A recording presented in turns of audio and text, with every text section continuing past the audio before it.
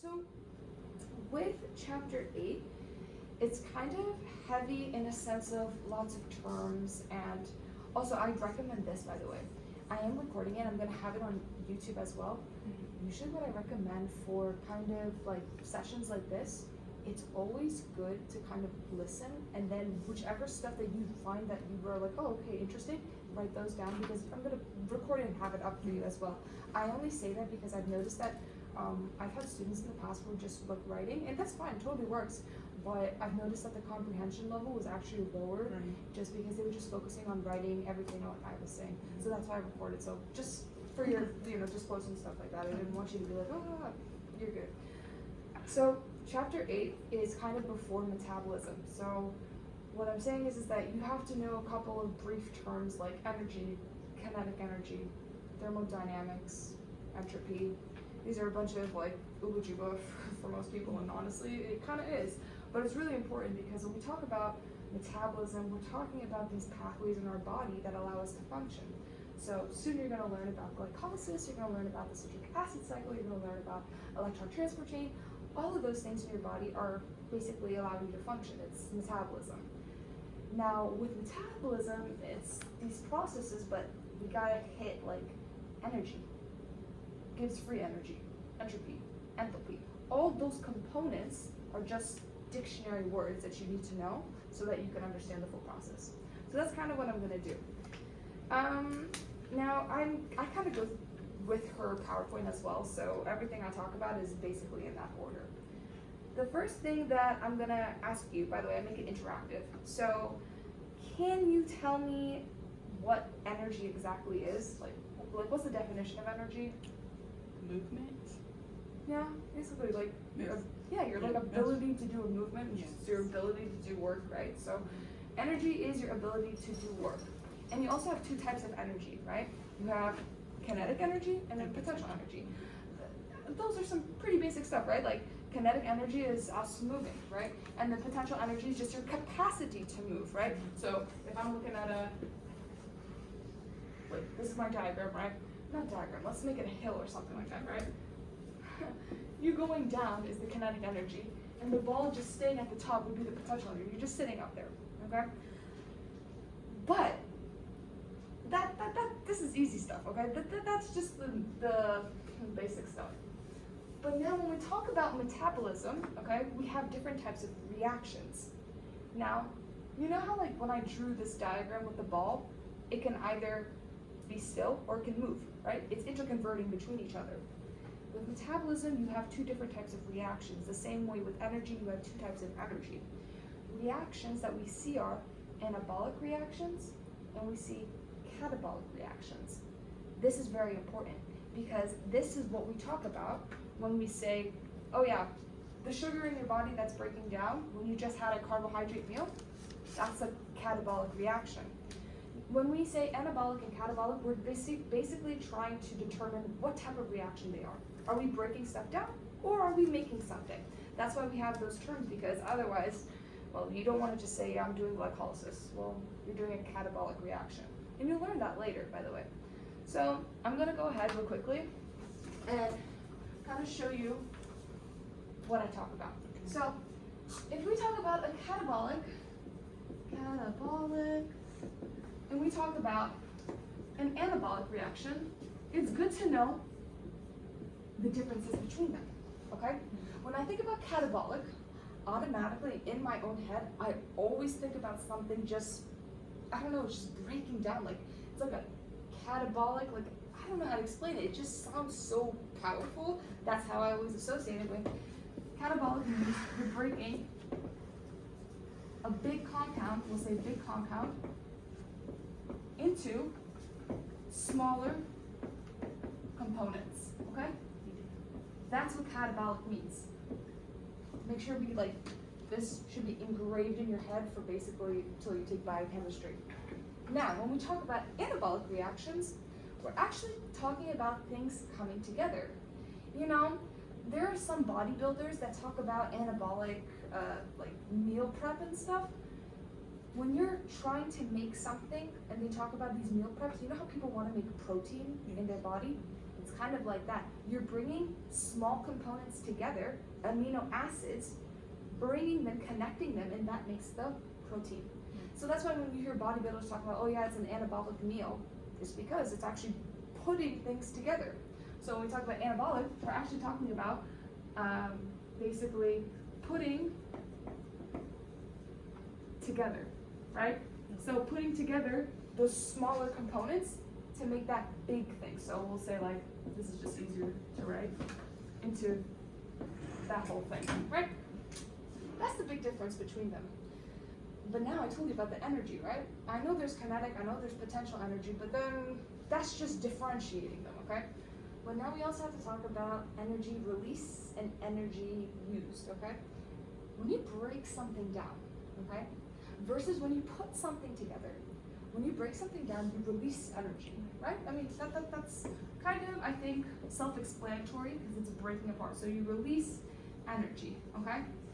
Now when anabolic we're talking about, it's actually using energy. I mean, how do you put all of these small components together into that one big thing? Well, you've got to use energy. Like that's just the basics, right? You got, or let's say, requires energy, okay? That's how I like to see catabolic, that's how I like to see anabolic. And honestly, that's the main thing you need to know. That's really catabolic versus anabolic. So now you kind of know, okay, you got two types of reactions, okay? They interconvert between each other as well, okay? Give you a good example. Let's say I have this big compound, okay? And I break it up. If I break it up, right, it's gonna become this, right? And then I also release energy, right? That's just another kind of thing that happens, right? You release energy. Well, I told you that you can interconvert. Why not use that energy to put small things together to make a big thing? You see what I'm saying? The energy that is used, or the energy that is broken down from here, right? So you release the energy when you break something down. You can take that energy to fuel another reaction. That's what your body's consistently doing, constantly. It's breaking down, it's putting together. It's breaking down, it's putting together, okay? And now here's where I'm going to talk about thermodynamics, okay? So you got the reactions part. And I told you that energy is either used or it's being released, used or released. When we talk about thermodynamics, well, I'm sure you've heard of thermodynamics. I mean, there's actually a physics class at Mason that they have that's solely on it. It's a very hard class, okay? It's so hard. My dad actually took it when he was at Mason because he's an electrical engineer. So, when we say we release energy, we're using it, whatever. The first law of thermodynamics says energy cannot be created and it cannot be destroyed, right? Well, that's essentially saying to you that it's either being used or it's being put into somewhere, right? Thermodynamics. So I'm going to write right here. The first law of thermodynamics is saying that energy can either be destroyed or exactly cannot be created/destroyed. Okay? And again, that's just coming from the fact that it's always in some reaction. It's never just going anywhere. Now, the second law of thermodynamics is a little bit more interesting. What we're saying with the second law of thermodynamics is that sometimes the energy that you have, okay, is not always usable. So, energy cannot be converted into, well, no. It can convert into different forms, but sometimes that energy is not usable, which is what I just said. All I told you was that energy sometimes is not going to be usable. That's how I like to see the second law. So I'm just going to write it here. Energy is not always usable. So what am I saying? If I take this thing and I roll it, okay? If it's on carpet, at some point it's gonna stop, right? That's because part of that energy, yes, it is kinetic energy, moving, right? But part of that energy also gets released into friction, right? If something goes into friction, do you think you can use energy that is put into friction? No, you can't, because it's stopping it, like there's nothing there. Or when we talk about energy essentially being lost as heat, if energy is lost as heat, it's not usable. I mean, it's just there. Like, right? Like, if two humans are together, right? You know, like when they huddle together when it's really cold outside. Okay, your body is giving each other heat. That's probably the only thing it would be doing. You're not using it for anything. That's what it's saying. Hopefully that makes sense. So first and second law. Now, the next thing that I want to talk about, because it's still thermodynamics, right? That's the first and second law. They're components of thermodynamics. We talk about S, we talk about H, and we talk about G. S, H, G, those are very, very big terms. And I don't know if you take Chem 2 or Gen Chem 1 or 2. I've had some chemistry classes. You've had some? Okay, Yes. perfect. Yeah, so you know what's up.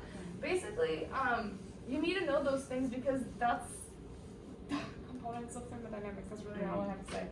So the first thing I'm going to talk about, do you know what S is? Well, I'm looking at PowerPoint too. It's entropy. I know that's a disorder. So Exactly, yeah. it's like how did they put it? Like the room, a disorganized room versus a cleaned room. Basically, yeah. That's Entropy. spot on. Yeah. Spot on. So essentially the universe has laws, okay? Right? I just told you the first and second law. But now it also has like kind of arbitrary laws. We don't say this, but we know it's good. I'll give you an example. In our world, we always have chaos. The molecules that you don't see are consistently just colliding with each other, energy's being released. That's how we like the environment. We like disorder. Why? Because disorder is just releasing energy, really, right? There's nothing that we have to do to put something in its place. Just free flow. Let it go, right? Disorder.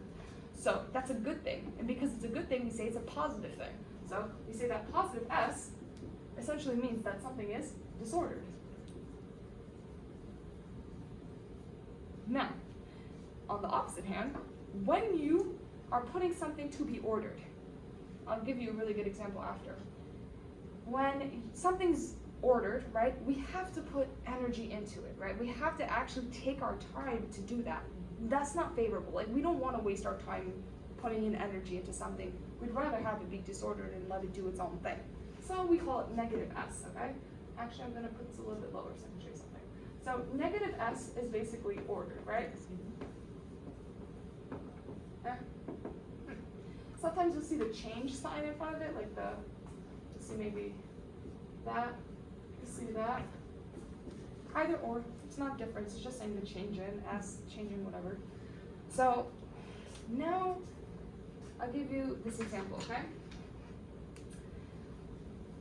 The states of water are either, right, solid, oh, that was not a good one. It's either solid, liquid, and then we got gas. If I asked you, so let's just do solid, liquid, gas of water. If I ask you to rank these in terms of entropy, the molecules in these things, what could you tell me about the solid form of water? Ice. Yeah, it came from the liquid. Definitely came from So the liquid, yeah. it was energy that froze for liquid, and it went back to liquid, and with more heat absorbing, it turns to gas. Yeah, spot on. That was actually pretty good. But in terms of entropy, if I ask you, are the molecules more organized in this? No. Compared to gas? Yes. Yes, right? So if they're more ordered, I tell you that this is the most negative entropy, right? Because it's very, very ordered, okay? And as we shift to the gas phase, right? Those molecules become vapor. Like you said, the heat's getting absorbed, right? So it pushes out into the air. This is not, look, there's a shape to this, there's no shape to this. No shape to it, it's disordered, it's fine. We'd say that this is a positive S, exactly, and we'd say it's ordered. Or sorry, disordered, LOL. That was bad. It's disordered, right? So now you kind of get this, right? Yes. Let me give you another example, okay? You see, these topics are very much weaved together. Sometimes we like to just place them in buckets. Don't place them in buckets because that's where people fall apart, when they're trying to synthesize information together. I'm going to synthesize right now for you, okay? Remember when we talked about anabolic reactions and catabolic reactions? Okay? What's a catabolic reaction? Energy is being released. Exactly, right? So you're breaking some big compound into smaller stuff. give you a good example. So that'll be a positive delta. Exactly, Delta right? S. Yeah, exactly. If this is my one compound in a catabolic reaction, and it's going to release into these small things, look at the amount of disorder there. You have more compounds that are not into that one thing. So this would be in a catabolic reaction, that's what it is, right? Right. Catabolic. And then of course we have that energy that gets released as well, right? Right. Now in the ordered situation is very different, right? We're taking these small things that used to be disordered, and now we want to put it together, you're ordering it, right? It's like, now you have this whole thing, right? And we added energy, okay? And we would call it a what reaction? Anabolic. Exactly. Anabolic. No, you're good, don't worry. You call it an anabolic reaction, right? Almost antibiotic. You're good. The other day, I was telling some middle school or something, and I told my teacher, I was like, yeah, those medical school students. And she was like, medical school? Stool. See, I'm like, school, okay? So I totally understand. So you can see how I kind of synthesized that idea, right? That here's positive S with a catabolic reaction, and you have a negative S. It's really amazing. Like, I don't know why, but I think this is so cool. Like you can synthesize this stuff. It's not just boxed up, right? So the next thing we're going to talk about, and it's only going to take 5 seconds to talk about because there's really not much to it. Talk about enthalpy. Enthalpy is another component of thermodynamics. So we have the S down, okay? That's entropy. Enthalpy is like your total heat energy. Total heat energy. I like to call it heat content. Total energy. It's not, I think it's very self-explanatory. Like the heat capacity. Is it what you call it? Well, the heat capacity is a little bit different. Or is That's it like H? C is equal to cat. I don't know if you've heard of that. Okay. It's a I know what you're talking about. It's a chemistry thing. Yeah. But this one is, and actually, let's go ahead and do it. So you get H. Enthalpy, right? Right. Enthalpy. Okay. So what that is actually talking about, again, is just total heat content. It's like if I have, for example, I'll give you an example. If delta H is, let's say, this is a better way to talk about it. Have you heard of exothermic and endothermic? Yes. That is what this has to do Okay, with. It's okay. talking about heat either being released or just being used. Right. The idea where H is negative, we call it exothermic reaction, right? Because we just released heat, exothermic. And the idea where H, right, Is greater. is greater, exactly, endothermic. One thing I want to say is that, remember earlier I said endergonic reaction when I was talking to you earlier, and then I said, I didn't say exergonic, but I did say endergonic. Exo, endo, those prefixes are usually, this has to do with a negative and this one has to do with a positive. You're either adding something in endo, exo is something releasing, the exit, entering, things like that. So, that's enthalpy, pretty easy. Gibbs free energy, that's where things get a little bit different, okay? And this is like the big, this is the big thing. This is where we really synthesize stuff, okay? So, we talk about G. G is called free energy, okay?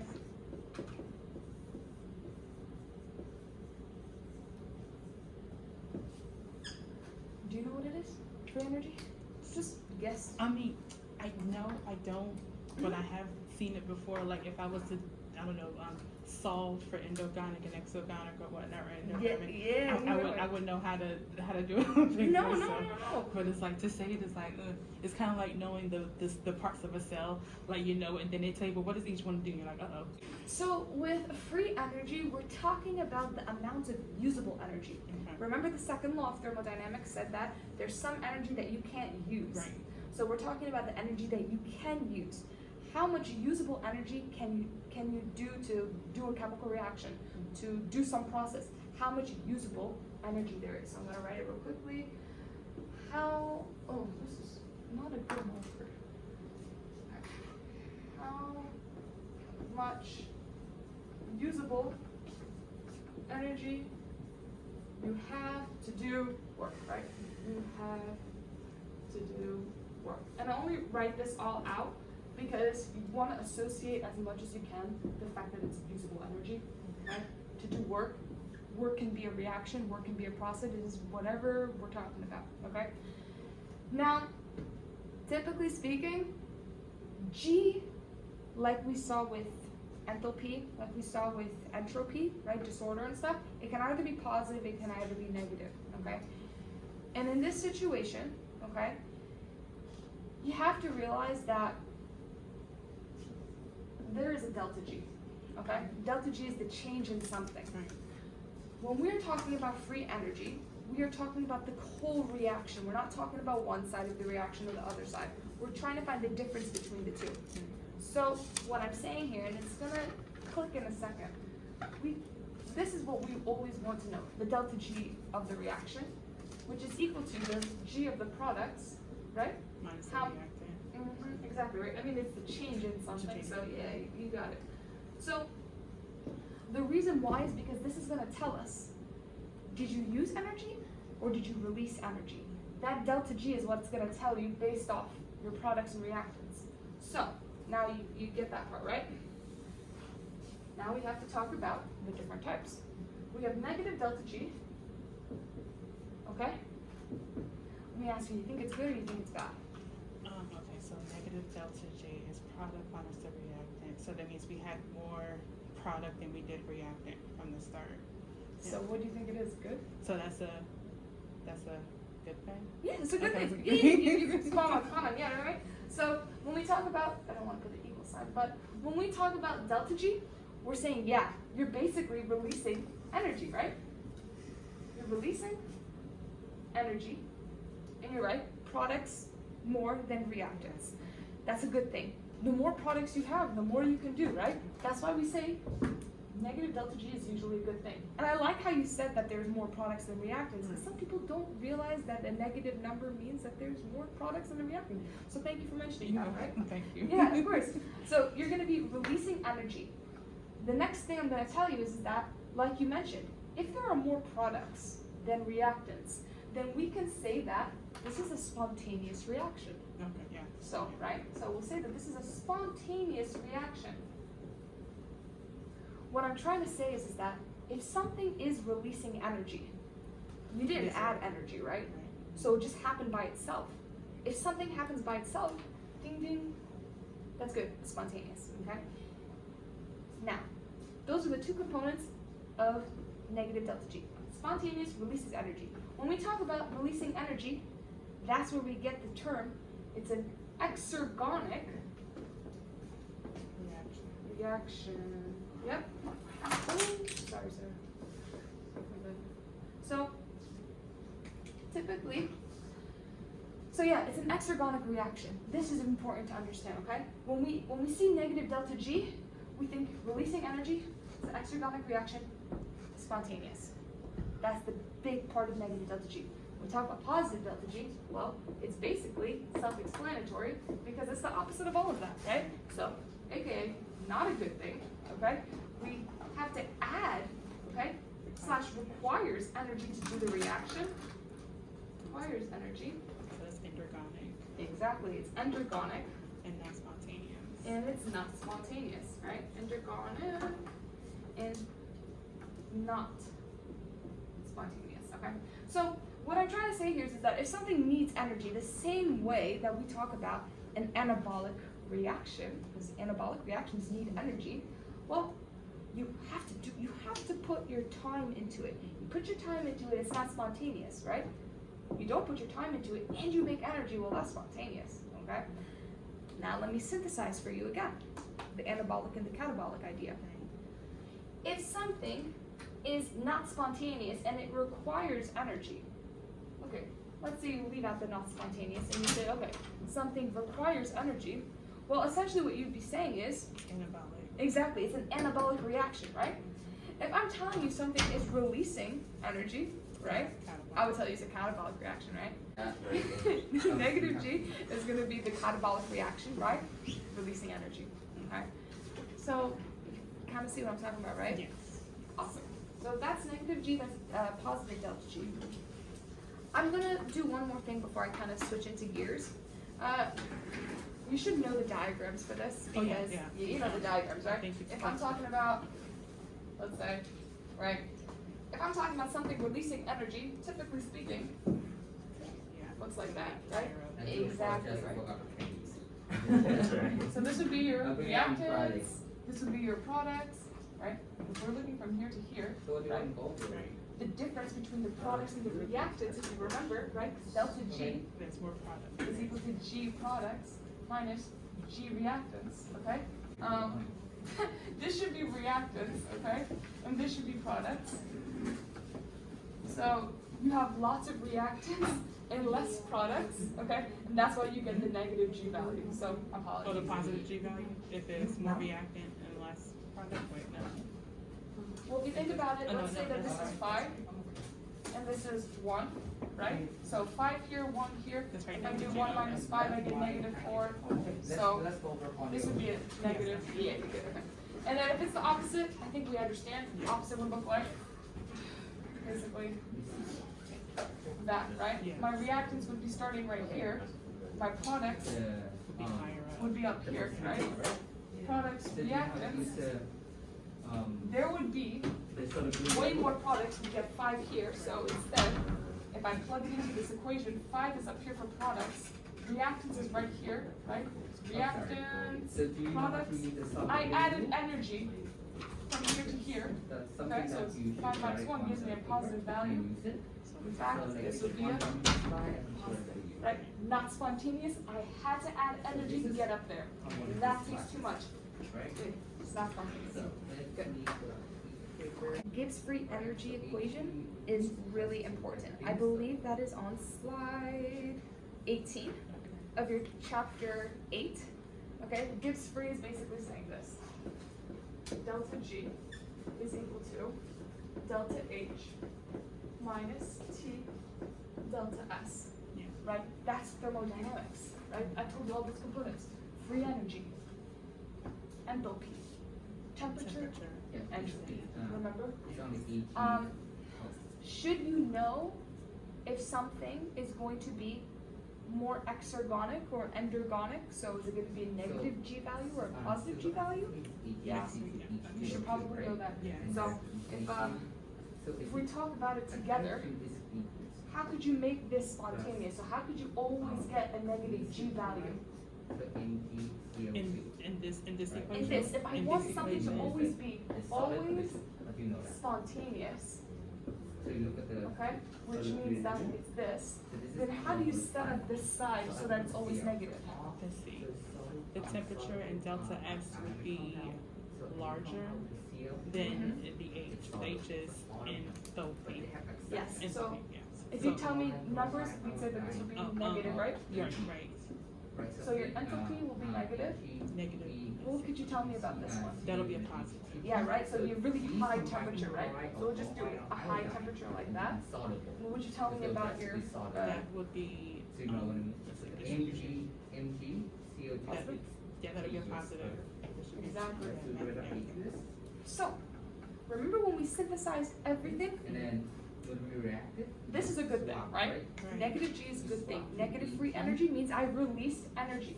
CL, Now, ACL, if something is negative H, that means it's exothermic, right? Right. Okay, so I'm telling you that that would be some exothermic, okay? 2+. I have a really, really high heat. You know when something is, when you put salt in water and you heat it up and you start to stir it really, really fast. No, More collisions, right? +1. If this all- High heat is pretty good in this case, Because so we have the smiley face. uh, What do you mean when we have positive yeah, S? Yeah, so we use that. Lots of disorder. Yeah, lots of disorders. Soluble or insoluble. These are key. These are all the things you would want in the universe for something to always be spontaneous. You see what I'm saying? Like, we had talked about this, we didn't mention this, but I think that's something that just comes in with disorder, right? And it gets the thing that we love. So that's the synthesis part of it. I just wanted to kind of show you that because, you know, you talk about it, but now you actually see it. Yeah. That's important, that's good. And at least it's something good, okay? So that was that. I am gonna just say one thing that, if you don't have any free energy, okay? I'm not saying that delta G is 0, that's not what I'm saying. I'm just saying hypothetically speaking, there is no usable energy. Let's say everything goes to friction. Silver acetate. You can't do the reaction. You can't do anything. Okay. That's what So it's it saying. will form That is very different though. That's a hypothetical situation, okay? and then That's very different from after just you saying write out this. equation, you know how to write that? No, I believe something. Yeah, because the one I have That's this question different. on the package. Delta G Yeah, equals 0 it's something that is not telling you that you don't have usable so energy. This is a What it's molecular telling you is that the reaction is at molecular equilibrium, equation. okay? So This is first, equilibrium. once you write the Very different from the total- hypothetical situation. total, When we say something is at equilibrium, we're saying it's going back and forth. It has the same reaction rate. So between A equation. to B, So basically, It's no it's difference, like this, right? this, It's just bouncing back. It's trying to keep equilibrium, homeostasis, right? So A Now, plus things change when you change concentration, okay? If I increase my concentration of A on this side, okay, and I don't have a lot of B, okay, what do you think is gonna happen? It's gonna bounce back to the reaction to be. Well, if I have, okay, let's think about it like this, let's think about it like this, okay? Let's say I have a little bit of A, okay, but I have a lot of B. So NP. You have a lot of B. What plus? How many plus? What do you think the delta G is of this reaction? On And let's say I also released energy. on the B side, it's gonna. Am I saying it right? It's gonna go to the product. Yeah, so I'm just asking you, like, if I look at this, what kind of delta G would you tell me this is? It'll be a negative delta G. Bingo, yep. If I have a lot of product, and let's say energy is being released from this reaction, okay, I can tell you that this is probably a very, very exergonic reaction, meaning that it's free energy. It's spontaneous, this reaction right here, right? I didn't use energy, in fact, I released energy, okay? And I have more concentration of products on this side. You have more concentration of products, well, that's saying bingo, you keep going, So the spontaneously, solid negative G. dissociate in and it would be opposite if it was positive G, okay? So that's what I wanted to mention, because a lot of people get confused that they think that delta G equals 0 is not equilibrium. It It's is just equilibrium, at all. yeah. Okie dokie. Right. So that this- is what I you wanted say to this hit thing. there. So you write, I you think write out AgCO2 solid. So I anything have with 10 solid minutes to go over. or liquid, Actually, I can even do it a little bit faster. water, H2O is ATP, liquid. It's not okay? liquid. So chapter 4, I'm gonna upload In this the, case, we consider it as a solution. basically the whole thing soon, It will okay? stay the same. But So ATP, when if I ask you what it is, like this what is it called? Adenine triphosphate. The rest of Exactly. I just know a little bit of it from. No worries. ATP, right? Mhm. ATP is a nucleotide actually, right? Think about it, it's a nucleotide, right? Yeah. What's the components of a nucleotide? Phosphate Solid. amino acid. Is it amino? No, not amino acid. Phosphate. Phosphate. Nitrogen base, Yeah, nitrogen base and sugar, Yeah. anti-sugar, you're good, right? So when we talk about it, it looks like, like a 5 carbon. That's what I'm yeah, talking nitrogen about. base, no, you're good. OH here, and we'll have the phosphate here, phosphate here, right? 3 phosphates, I didn't feel like writing them all out, You okay? did. I could if you want, but it's in chapter 4. So you can see here, this is my nitrogen base would be adenine, OH, Okay. this is covered in my chapter 4, but this is actually RNA because Right. carbon 2 is 'Cause OH here. Okay, cool. This would be DNA if it was an H. Right. Yeah, okay. And then we make 3 phosphates. Here's the thing, okay? When we talk about ATP, we talk about it being the currency of the cell, the energy currency, right? It's Right. very, very important. So that is the total. If it's the currency of the cell, how is that possible? How is it the currency of energy in the cell? Because that's what it is, right? Equation is basically you see Right? It's the money. like Right. everything Well, on the you have to other side. recognize that And ATP, something okay, on the the way reaction side, something we on the call it, product side, this it's energy, the is same, because of the phosphates, Okay. okay? That those phosphates give it this character So, of energy use currency. the What I'm reference. saying here is that when you take a phosphate off and you give it to something, okay, you are transferring energy, okay? So this That's is- important to recognize. Whatever we have left here ATP, is the okay? net The energy. way it's energy currency And the ones are those we 3 cross phosphates. out, If I those are called get a spectator phosphate, if I ions. release a phosphate, Spectator I'm ions transferring energy, okay? participate So, in the I'll give you a good reaction. example. So If this basically, ATP, reaction okay? is only If I decide to silver give a phosphate and away, chlorine, they will act to it each looks other like this to now, form- right? What's it called? ADP. So that's the Okay, and if I take this off, Just I don't know that one. A It's just and a- mono. Mono, okay, Yeah. so this is monophosphate. Yeah, Okay, you're good, sorry. right? If you're at the monophosphate stage, you can't release any phosphates, right? It's not at the maximum capacity. So that's why when we say energy, it's always ATP, because it's at the full capacity of phosphates that it can give away to other things. That's just conceptually people can understand why that happens. But now, what I want to talk about is how do you release the energy, right? Okay, you donate the phosphate, but how do you donate it? Do you remember hydrolysis reactions? Hydrolysis, I know that gets water. Yep. Water. It uses water. Yeah. Yeah. And what do you think it does? Hydrolyzing something. That's why it's like water breaking, that's it. It's breaking down the water. Mm-hmm. How does it possible? Exactly, right? So I told you that ATP can transfer energy and it can capture energy, right? It either or, right? When we talk about capture energy, we're just using it or we're giving it away, okay? So when we talk about hydrolysis of ATP, that's literally taking one of the phosphates off. So, When we talk about taking off a phosphate, that's called dephosphorylation. I just want to make sure I tell you Yeah, I that. remember that, Yeah, it's called dephosphorylation. So I want to make sure I write this equation correctly, okay? It's going to be ATP plus water, right?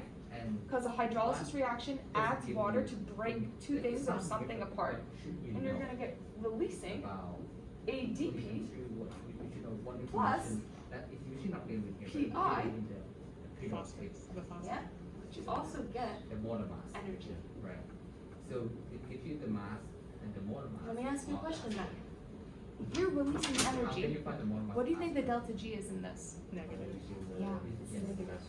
So what I'm telling you here is that the mass. hydrolysis of ATP, when you take off a phosphate, okay, you're releasing energy, okay? That's a negative, right? That just tells you that you can give that to something else. This phosphate, okay, can actually be put on something else. I'm about to confuse you, but it's in your slides, and that's why I want to hit it. Glycolysis. Glycolysis has a bunch of steps, okay? You're transferring phosphates, you're moving phosphates. You know, in the end of glycolysis, you're getting a net 2 ATP, right? It means you're making energy. It means you're making ATP, okay? Now, here's the thing, though. Throughout that process, some of that energy has to be used to fuel it, okay? The first step of glycolysis you're going to learn soon is you have glucose, okay? Glucose. It is going to use energy. It's going to use ATP, okay? And you're going to get ADP plus PI, right? That's what it does. You know what happens? That glucose is going to get a phosphate on it. What am I telling you here? And let me tell you what the enzyme is. Enzyme is called hexokinase. Okay? This is the very first step of glycolysis. Okay? I could tell you why that happens. I'm not going to do that. Just I don't want to confuse you. It's just saying that the glucose, you ran a marathon, you want to use that energy, right? For something. The glucose that you have in your body, okay? It gets broken down, okay, through the first step. The first step is taking the glucose, using energy, okay? ATP, I use this, and I get ADP plus PI.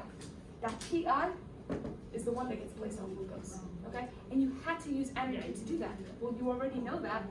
Free energy is released, right? That free energy is the one that takes this PI and it puts it on there. See what I'm saying? You use energy to do all of that. That's what I was trying to tell you. So if ATP gets hydrolyzed, you're releasing it, right? Now you can see how that kind of happens, okay? So that one's that. All you need to know is hydrolysis of ATP is usually going to be releasing energy, okay? And I have 10 minutes left. So let's talk about catalysts, okay? You're going to need to know this from biochemistry because I can't even begin to tell you. When I was teaching last semester, there was a bunch of students who didn't understand catalysts. And now that I'm teaching cell bio, I realized that all the information is here. So let me ask you, what's a catalyst? That is the enzyme that speeds up the reaction. Exactly, right? So when we talk about catalysts, okay, we are saying that it is a protein. It's a protein, okay? proteins have different functions, okay?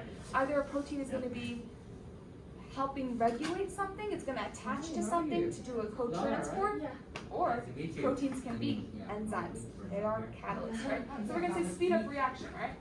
You have questions about the, We're gonna say it's a protein thing? that is commonly called an enzyme. Now here's the thing that people don't understand. If something speeds up the reaction, it does not touch thermodynamics. So what you have to understand is speeding up is a catalyst's job. It does not change. So I'm gonna tell you right now, it does not change the thermodynamics of it. So what I'm saying is that if the reaction is negative G, right? So I'm telling you that it's releasing energy, right? Just because you use a catalyst does not mean it's going to become positive G now, okay? What I'm saying is that if something has positive entropy and it's making something disordered, that does not mean that it's because it's speeding up the reaction. Catalysts just do this. They don't change the concentration of the reaction. It's not going to say, oh yeah, because you sped up the reaction, you're going to have more B than A. So this and this. The catalyst just makes it faster, okay? It's not changing the concentration. That's something you've got to know. I remember with biochem, they had these questions. Every single time people thought the catalyst would change the concentration. It doesn't touch it, okay? That's the big thing about catalysts. Now, the other thing you should probably know is that diagram that looks like this. If we talk about it, we're saying this, right? If that hump is big, right, we call that the activation energy, right? I'm just going to do activation energy. It's the energy needed to activate the reaction, okay? To activate it, to push it, okay? The catalyst, all it does is, why don't we make that barrier a little bit smaller, right? Why don't we reduce it? The Right? steep is lower. Exactly. That's what the activation does. I just want to make sure. Going backward. Yeah. So it's right here, right? The activation energy from here gets lowered.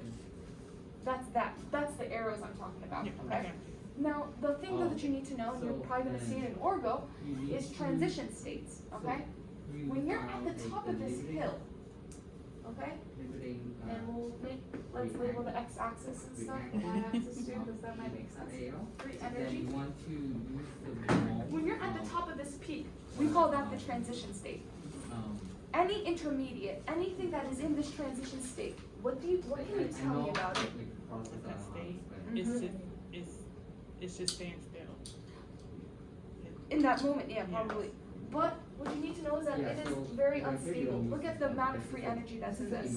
It's unstable. That's why it immediately falls down to the products, okay? Or in some cases, it might go up. Just get the point, right? It's unstable. It's the highest. It has the highest amount of free energy compared to reactants and products. That's all you need to know about that. But, I got 7 minutes, okay. So, the thing with enzymes are that they're specific, okay? So now, this is the definition of a catalyst, right? It is a protein that we commonly call enzyme. So now I'm going to switch to calling it an enzyme. Okay? Erase this all. This is the limiting rate. This is the imaginary number. When you talk about an enzyme, you have to realize that it's speeding up reactants to products. You are going to see this all the time. Reactants is the same thing as calling something a substrate. Okay, so just so you know, reactants go to products. I can also call this thing a substrate. Okay, that's what I'm saying. I can also call it substrate. You're going to see it interchanging. This is the one you'll see commonly used for enzymes. Okay? Enzymes are specific, okay? What I'm telling you is that you're not going to see an enzyme be used just for any reaction. No, it's specific to whatever it has to do. You're not going to see the enzyme that's in the heart do the functions of the liver. It's not, right? It's going to be in the heart because that's specific to that reaction. And it even gets even more specific as you go into the heart. So, enzymes have a high specificity. We say specific for a reaction. It's specific to the substrates. Now you need to know something else. Is that this is a very important equation that you'll probably see in the future, okay? it is saying that enzyme plus substrate, okay, is gonna get you an enzyme substrate complex, and then it's gonna get you You have that? Yeah. your That you bought it? enzyme. Oh, yeah, I know there Plus was a five. patent and we split up the. So, Or no way. take a second to digest this, okay? It just What I am telling you here exactly something that is that one of the girl I talked to before she really Ready? wanted. Oh. your enzyme is specific, right? It's really nice. She The had reason why it's specific is because it has this 3D shape. It can look like this. Right? That's your enzyme, okay? So let's say our enzyme is the star, right? You know what? That's a little too hard for me to draw. Let's go ahead and make it a circle, okay? Right. Let's make it a Or circle. the Pac-Man circle. Or we're gonna- Exactly. That, oh, you know what? The Even Pac-Man. better, People let's- love to use that. Yeah, even, yeah, let's do that. Oh my god, I'm so Right? good. And then let's That's do not the what I'm substrate, like that, right? Huh? Notice when the enzyme and the substrate come together, what I'm trying to say is that remember that we always see reactants to products, okay? Reactants is the same thing as substrate, so I'm just gonna do the substrate to products. This is the same thing as this, we just call it S to P, for enzymes specifically. You never see where the enzyme is, right? They just say, yeah, we use a catalyst here. Okay. Well, this is where it's happening. This is what it's telling you. It's telling you that you take this enzyme, it is specific to the substrate, right? It has a shape that is allowed, it's gonna allow it to fit in. Call that an induced fit, induced model, right? It fits together, right? You saw it, right? Not You tried to solve it? locky, Yeah, I tried to induced. So they change the little bit of shape to Yeah, conform so- to each other, okay? Induced Again, model so is this the very- most modern so- version. Lock and key is okay, but we don't really use lock and key as much anymore. grams. Then after it connects, what do you think you get? The full circle. The full circle, right? Then after that, this is very interesting. You're gonna get your enzyme, it's gonna come back again. Your enzyme does not get used up, never. And it doesn't change shape either. But your product can look like a square. That's why it doesn't go backwards, by the way. Once you get your enzyme and product, do you think this can come back here? No. It can't, right? Once you've made product, you've made product. But in this case right here, it's reversible. Why do you think it's reversible? You can have an I think inhibitor. no, but I don't know. No, don't worry, don't worry. You can have an inhibitor. You can have an inhibitor. Right. Certain medications in our body, when we take a medication, sometimes we want to inhibit certain enzymes. So we have different types. But so far you're following me, right? Oh, I know. So with the Oh, wait. EP, No, this should be the inhibitor, it gave it a new, it's a new active site, and so it changes the shape. Is that where that's going at? The with that? inhibitor, Yeah. the what I just talked Yes. about? Uh-huh. Yeah, kinda. I can actually tell you because you do have 2 inhibitors that you need to know for this class. But Oh, it's like. just 30 to something. finish up on this, basically, you got the enzyme, you got the substrate. Whenever an enzyme or catalyst is used in a reaction, it's gonna bind to the substrate. We call this the enzyme substrate complex, okay? It's saying that this is how we're gonna speed up the reaction. This is together, okay? Then it's gonna release to your enzyme and products, right? That's where we get that whole graph like this, right? And then that, right? Substrate or reactants to the products, right? You get something. That's just kind of my deal with it. Inhibitors, okay? Inhibitors are very, very important because they're usually added in this stage. That's why it's reversible, okay? So what I'm saying here is this, and also in the slides, she shows it as this. It's either or. This one 100% is always in this direction. But in the future classes that you'll see, and that's also why we talk about inhibitors, is that it can go in either direction, okay? The first inhibitor that you need to know is a competitive inhibitor, okay? So let's do competitive right here. Competitive, okay? Competitive, yeah, okay. So a competitive inhibitor is very interesting. It's actually not gonna let you get here. You know what happens instead? The competitive inhibitor looks exactly like the substrate. So what's happening here is that your body, okay, this is my, remember this is my enzyme, right? And this is my substrate. Let's say my inhibitor, okay, looks like this though. That's the inhibitor. It has the same shape. can fit into the enzyme. Inhibitor though, okay? Oh, wait. What happens here is that you'll have this and you'll have this. But you might have a lot of inhibitor instead, okay? You see? You don't have a lot of substrate right now. You have a lot of inhibitor. What's going to happen here is that the enzyme, if you have more of something, you have a higher chance of this inhibitor going into the enzyme. That's exactly what happens. So it competes for the enzyme spot. Exactly. The inhibitor went in the spot of the substrate. And that's just because there was a lot of it. Okay? Do you think you're going to get products now? No. Now, you just inhibited it, okay?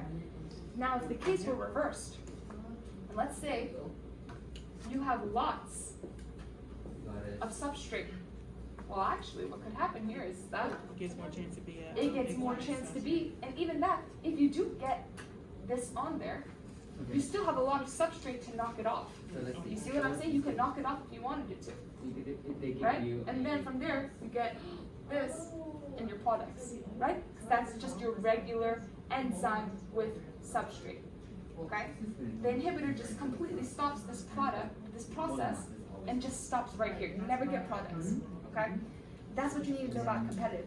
Competitive has an inhibitor that looks exactly like the substrate, but it inhibits, okay? The next one that you need to know is a non-competitive inhibitor. That's okay. Non-competitive inhibitor is very interesting, It's okay?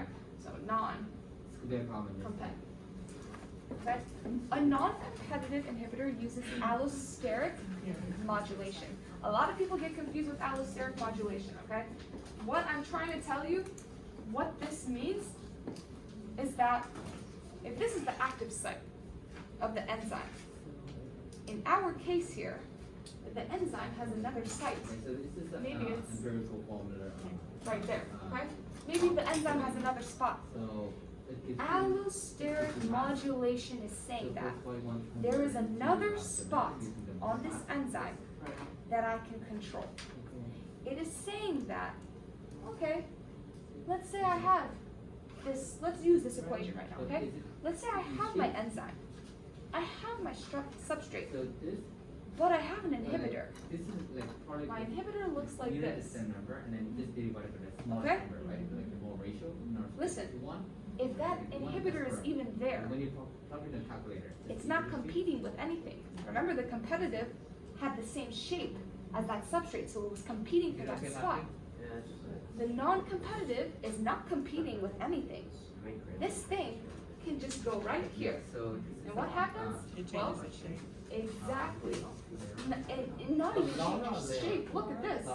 If I have this here, okay? Even if I want to put the substrate on it, Oh, you couldn't. you because it's already- can't even get to here. You can't even do it. It's saying that as soon as you see that spot is open and that allosteric modulation is there, that molecule that modulates can't do it, right? So So with both inhibitors, it still stops the product. it still stops the, exactly. Competitive and non-competitive both stop it. It's just the way that we stop it. The competitive is competing for the same spot. The inhibitor looks exactly like the substrate. You can't even tell the difference. The non-competitive uses allosteric modulation. I got this spot okay, on my enzyme. Remember, this is my substrate, this is my enzyme, right? I got this open spot here. As soon as a non-competitive inhibitor comes in here, it doesn't matter if there's substrate in it. Even if it's empty, you're never gonna get your products, okay? As long as this thing never touches it, okay? Then you can get the products, assuming that you put your substrate there. That's what medications do, by the way. That's exactly what they do. So, that's kind of all I have today. Thank you. Yeah, Thank you of so course. much. I'm glad. I hope this helped. It did. Yeah, the medications are very, very interesting because it's all enzyme stuff, you know? I They have remember those going over this in receptors the too. microbiology class, so it's like, okay, Nice. it's like refreshment is coming back. Yeah. Oh, wait. There is one thing though. So the answer. I'm should saying, be it's like 2 minutes, sorry. -2. It's called, you need to know enzyme, I mean, this is just speed and stuff, okay? So what I'm saying here is that if this is substrate, right? and this is my reaction rate. It's okay. It's a hard one. I'm gonna be honest with you. I don't know. In every situation, just note this in your head. Like, Your maybe, enzyme like, if you concentration ask Dr. is Jones, always he smaller knows how much than the ATP amount of you need. substrate you have, okay? So this is my enzyme right here, Like, right? no, I didn't even. I will remember always what have last a night. lot of I couldn't substrate, remember always. someone's name. Always have a lot of substrate. You guys should feel honored when I. What we like, should know remember here that. though is, Not doing well. as soon as this enzyme is So it's something like saturated, this, right?